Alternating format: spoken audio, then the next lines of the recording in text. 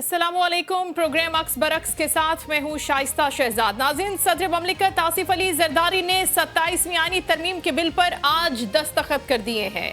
अब ये बिल आइन का हिस्सा बन गया है। दस्तखत के बाद सेनेट ने 27वीं आईनी तरमीम की नई तरमीम को 2/3 अक्सरियत से मंजूर किया था।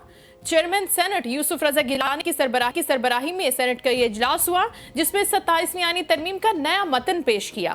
मौजूदा चीफ जस्टिस को ओहदे की मुद्दत पूरी होने तक चीफ जस्टिस ऑफ पाकिस्तान कहा जाएगा।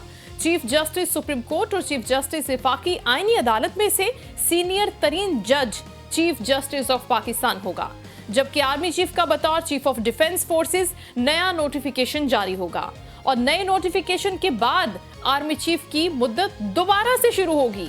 कौमी असम्बली ने 27वीं आईनी तरमीम के बाद आर्मी एक्ट 2025 की मंजूरी दे दी है।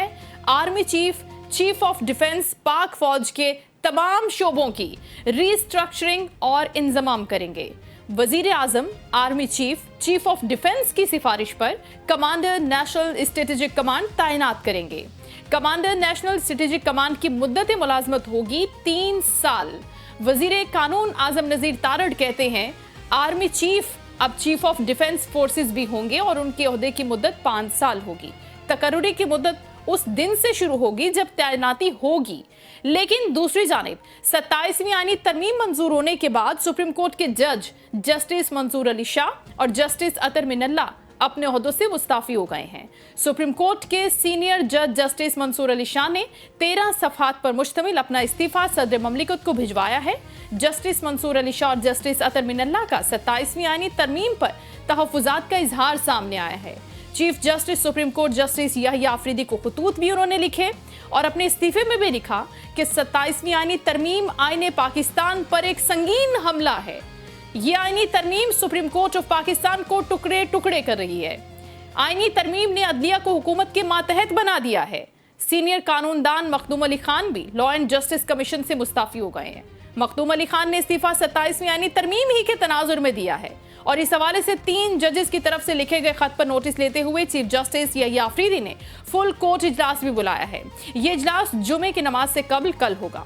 फुल कोर्ट इजलास में 27वीं आईनी तरमीम पर बात होगी। जस्टिस अमीनुद्दीन खान को रिटायरमेंट से 15 रोज पहले मजीद 3 साल के लिए अब नई नौकरी मिल गई है। वफाकी आईनी अदालत के पहले चीफ जस्टिस मुकर्रर कर दिए गए हैं। हल्फ बर्दारी जुमे को ऐवान सदर में होगी। जजेस के इस्तीफों पर रद्द-ए-अमल देते हुए वजीर ममलिकत बराए कानून बैरिस्टर अकील कहते हैं कि जजेस का इस्तीफा देना उनका हक है।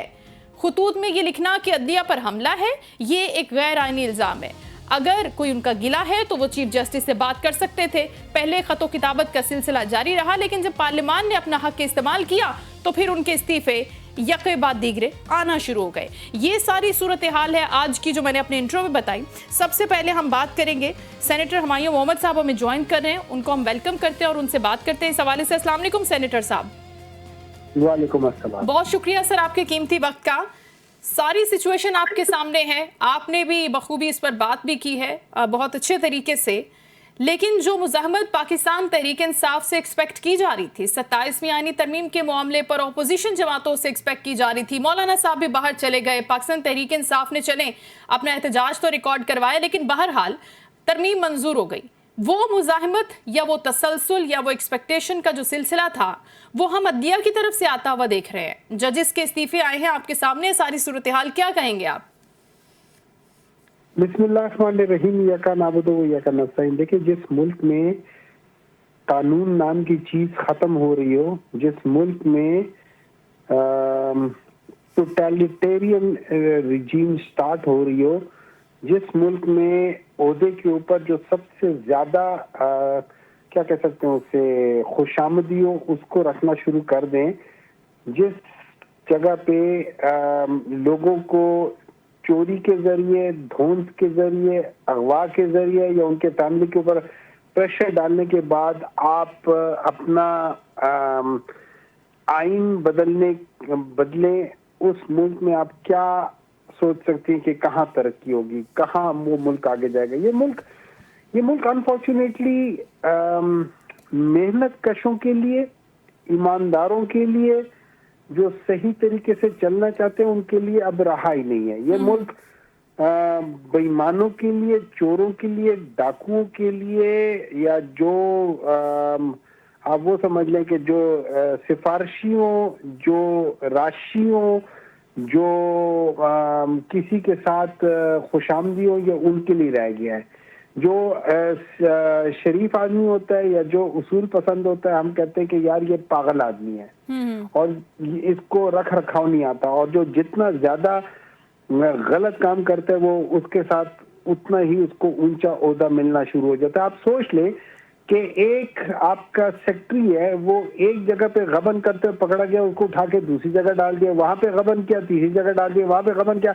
ये क्या बताता है? ये बताता है कि अगर आप चोरी करोगे तो आपको कोई सजा नहीं देगा, आपको एक और जगह पे ट्रांसफर कर देगा, वहां जाके चोरी करोगे तो फिर तीसरी जगह पे ट्रांसफर कर देगा, वहां मतलब इस मुल्क का क्या बनेगा? मुझे I really do not understand कि हम लोग किस सिमत पे जा रहे हैं। ठीक, अब आपने जो इस्तीफे की बात मैं कर रही थी, उन्होंने कहा है जस्टिस मंसूर अली शाह ने अपने इस्तीफे के अंदर कि ये जो 27वीं आईनी तरमीम अभी मंजूर हुई है, ये आईने पाकिस्तान पर हमला है और इसके बाद हुकूमत के मातहत अदलिया हो गई है, यानी कि आज़ादाना फैसले हम नहीं दे सकते।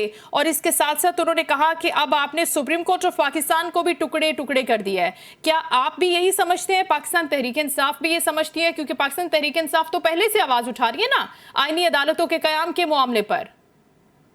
देखिए, ऐसा होता है कि आप एक जो उसूल पसंद इंसान होता है उसको एक हद तक आप टेस्ट कर सकते हो, उससे आगे फिर वो कहता है कि यार उस रिस्क से मौत अच्छी जिस रिस्क से आती हो परवाज में कोताही। तो बात यह है कि इसमें तो कोई शक नहीं कि हम लोगों ने इस जो जो जुडिशरी है उसको हम टोटल एग्जीक्यूटिव के ताबे कर दिया। अभी आप सोचें, ये जो कोर्ट है, जो हम लोगों ने कॉन्स्टिट्यूशनल कोर्ट बनाया है, इसके चीफ जस्टिस को आपने कैसे सेलेक्ट किया? ये वो बंदा है कि जिसने एक बेंच में दो बंदों ने मिलके हुकूमत को कहा था कि इस पूरे बेंच की बात ही ना मानो। इस किस्म के लोगों को हम लोग अभी चीफ जस्टिस बना रहे हैं, तो इस मुल्क का क्या निजाम चलेगा? वो शख्स जिसको मैरिट का पता ही नहीं है, वो शख्स जो मैरिट पे फैसले ना करता हो, जब आप उसको चीफ जस्टिस बना रहे हो तो बिल्कुल इसी तरह ही है कि आप एक चील के घोंसले में गोश्त को छुपाना चाह रहे हो। तो ये पॉसिबल नहीं है। ये अनफॉर्चुनेटली इट्स वेरी। और फिर आप फर्ज करें एक शख्स है, वो किसी भी कोर्ट में बहुत अच्छा ईमानदारी से मेहनत से काम कर रहा है और वो सीनियर होता जा रहा है और वो चीफ जस्टिस के राह में चल रहा है और उम्मीद है कि चंद सालों में चीफ जस्टिस बन जाएगा। लेकिन यहाँ पे ऊपर बेईमान हुक्मरान बैठे हुए हैं जो कि गलत तरीके से आए हुए हैं, चोरी से आए हुए हैं। अब उनको पता चला कि यार ये चीफ जस्टिस बनने लगा है, तो वो उसकी तबादला कर देंगे, लेट्स से इस्लामाबाद से क्वेटा या फलानी जगह से किसी जगह पे, और अगर वो नहीं जाएगा तो इसका मतलब है उसको आप लोग वो कर देंगे, रिटायर कर देंगे। मतलब ये इस मुल्क के साथ हम लोग कर क्या रहे हैं? और ये जो नुकसान कर रहे हैं इसकी अनफॉर्चुनेटली आप ये समझ लें कि एक जमाने में जनरल याया खान थे, उस जमाने में इस मुल्क को नुकसान पहुंचा था, और अभी चीफ जस्टिस याया है, इनके जमाने में इस मुल्क को नुकसान पहुंचा। इन दोनों यायाओं ने इस मुल्क को तबाह कर दिया है। लेकिन इससे पहले हमने देखा था कि काजी फायज ईसा साहब थे, उसके ऊपर भी पाकिस्तान तहरीक इंसाफ ने काफ़ी सवालात उठाए थे। लेकिन अब जब ये मामले की बात हो रही है, इस्तीफों का मामला, आज इसकी बाज़गश्त है, राना सनाउल्लाह साहब इस पर ये फरमा रहे हैं, उनका ये रिएक्शन है कि ये जो जजेस इस्तीफे दे रहे हैं ना, ये सियासी जजेस थे, इनका एक अपना ज़ाती एजेंडा था, उसकी वजह से अब इनके इस्तीफे आ रहे हैं। इस वजह से वो अपना रोल प्ले कर लिया है। पार्लियामान ने तो अपना हक इस्तेमाल किया है, लेकिन इससे पहले कि वो कोई बात करते, उन्होंने अपने रिजर्वेशंस देते, गिला शिकवा करते, बात करते याया साहब से, उन्होंने अपना इस्तीफा देना मुनासिब समझा है, क्योंकि उनके इसके अंदर जाती मुफादात थे, सियासी एजेंडा था इसके अंदर। देखिए, इन जैसे लोगों के ना, जिनका कोई दीन ईमान नहीं होता, इनसे आप कुछ भी एक्सपेक्ट कर सकते हैं। राना सनाउल्लाह का अनफॉर्चुनेटली कोई दीन ईमान नहीं है। ये अपनी निजी महफिलों में ये रोता पीटता है कि हम लोगों ने जुल्म कर दिया है, हम लोगों ने ये तबाह कर दिया है, और टेलीविजन के ऊपर वो बयानात देता है जो उसके 180 डिग्रीज पर होते हैं। इस किस्म के जो लोग हैं ना, जो पॉलिटिशियन हैं, जो बेउसूल है, वो है ये कभी सुरखरू नहीं होंगे, इनकी कभी लोग इज्जत नहीं करेंगे इनकी। इस किस्म के लोगों के अनफॉर्चुनेटली आई रियली मेरा ख्याल ये था कि इस जैसे जो सीनियर सियासतदान है वो इस किस्म के गलत काम नहीं होने देंगे, लेकिन अब मुझे पता चला कि ये लोग सियासतदान नहीं है, ये लोग व्यापारी हैं। ये लोग अपने व्यापार के लिए कुछ भी बेच सकते हैं। इनके हाथ में जो भी आया ना, वो अपने आप को बचाएंगे, अवाम को बेच देंगे। वो अपने आप को बचाएंगे, जुडिशरी को बेच देंगे। वो अपने आप को बचाएंगे, किसी को भी बेच देंगे। इन लोगों ने मिलके, इन सारे लोगों ने मिलके इस मुल्क का सत्यानाश कर दिया। ठीक, लेकिन आप देख रहे हैं कि अब जो वुकला की जानिब से तहरीक अगर चलाई जाती है, क्योंकि वुकला इसके ऊपर, जजेस इसके ऊपर, अदलिया इसके ऊपर एक रिएक्शनरी उसमें है, फेज में है, अगर वो कोई तहरीक चलाते हैं और इसके साथ साथ आप ये भी जानते हैं कि आर्टिकल 17 में जो तरमीम हुई है सियासी जमातों के ऊपर पाबंदी लगाने के हवाले से, अब ये मामला डायरेक्टली आईनी अदालत में जाएगा। तो पाकिस्तान तहरीक इंसाफ खुद को कहाँ देख रही है अगर इस किस्म की कोई चीज़ आगे बढ़ती है और मामला फिर आईनी अदालतों में चला जाता है? तो क्या एक्सपेक्ट कर रहे हैं इस हवाले से आप?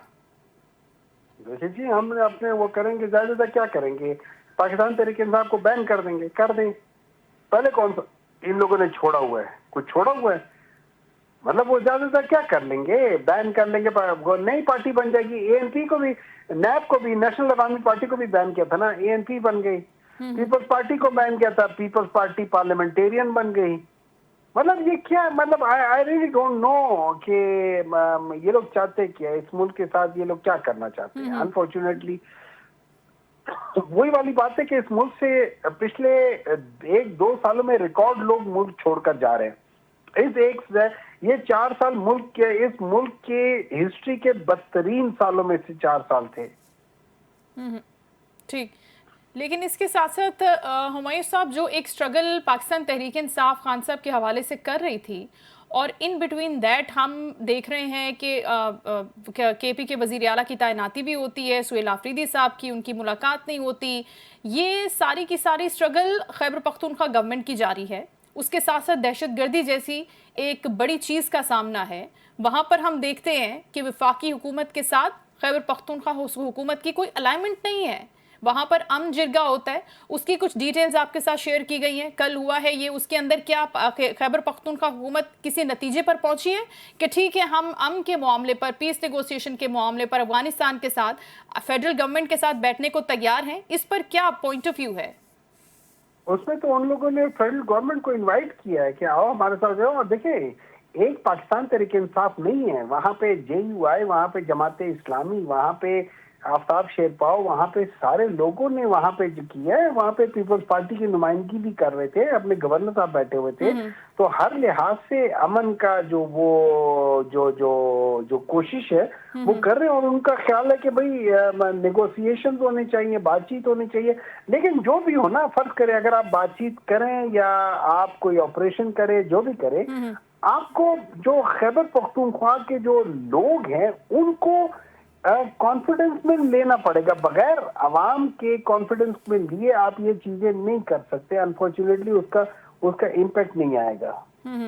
ठीक, अच्छा, महमूद खान अचकज़ई साहब ने सर 5 निकाती जो एजेंडा दिया है, इसके हवाले से मैं आपका ओपिनियन जानना चाहूँगी। इसमें जो वो कह रहे हैं कि कौमी हुकूमत की तश्कील होनी चाहिए, फिर इसके साथ साथ इलेक्शन कमीशन में उन्होंने कहा सर 9 तैनातियाँ की जानी चाहिए, और दूसरा नए इंतखाबात के हवाले से जो वो बात कर रहे हैं कि अगर होते हैं नए इंतखाबात तो खान साहब जो है वो किसी भी किस्म की कोई इंतकामी कार्रवाई नहीं करेंगे, ये मैं गारंटी लेता हूँ। तो ये सर आपके साथ इस पर मुशावरत हुई है? ये आप दोनों का एक मुश्तरका तैयार करदा 5 निकाती एजेंडा है या नहीं?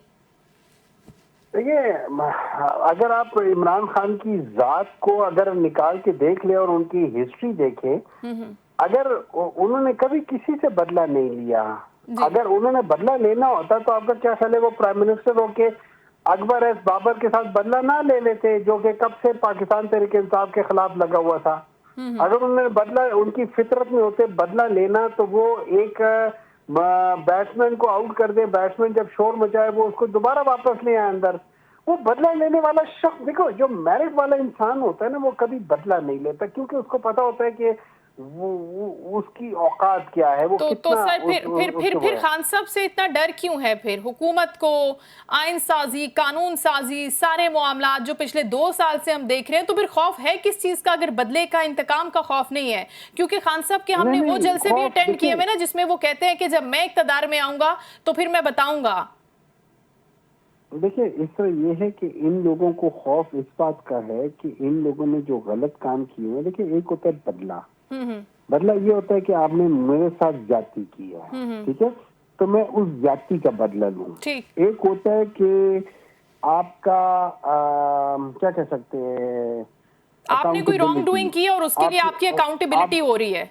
अकाउंटेबिलिटी हो रही बिल्कुल है, ठीक। उसका ताल्लुक मेरी जात से नहीं है, सही। उसका ताल्लुक उन डिसीजन से, उन गलतियों से जो वो हैं। लेकिन हैविंग सेड दैट थिंग, देखिए बात ये है कि मैं ये समझता हूँ कि इमरान खान जो है ना, इस मुल्क की खातिर वो शायद इन लोगों को उस पे भी ना वो करें, वो कहे कि चलो यार इसको जाने दो, लेकिन इस मुल्क के साथ ये ज्यादती नहीं होनी चाहिए। इस मुल्क को दोबारा उस तरफ लेकर जाना चाहिए जहाँ पे जब पाकिस्तान तहरीक इंसाफ था तो वहाँ पे जो लार्ज स्केल इंडस्ट्री थी वो 11.4% पे ग्रो कर रही थी। इससे पहले कभी पाकिस्तान की हिस्ट्री में इतनी ग्रोथ नहीं है, पाकिस्तान की हिस्ट्री में कभी। और अभी करंटली हमायूं साहब, आपने है। करंटली स्टैटिस्टिक्स देखे हैं आपने इसके सारे कि अभी कहां पर वो पहुंची हुई है? इस वक्त तो देखिए ना, इस वक्त तो आप ये देखें कि हमारे टाइम पे ये वो वाहिद पॉलिटिकल गवर्नमेंट है जिसके टेन्योर में, वाहिद पाकिस्तान की हिस्ट्री में पॉलिटिकल गवर्नमेंट है जिसके टेन्योर में 2 मुतवातिर साल आपको 6 जीडीपी और उससे ऊपर में जा रहे थे।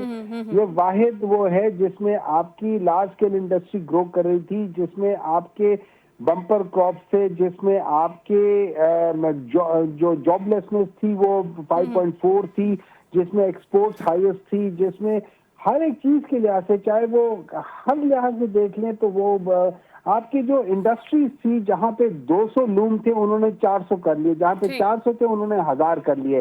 आज जो है 900 में से 400 इंडस्ट्रीज लाहौर से जा चली गई हैं, तकरीबन 10,000 टोटल इंडस्ट्रीज बंद हो गई हैं, 5,000 से ऊपर इंडस्ट्रीज सिर्फ दुबई चली गई हैं।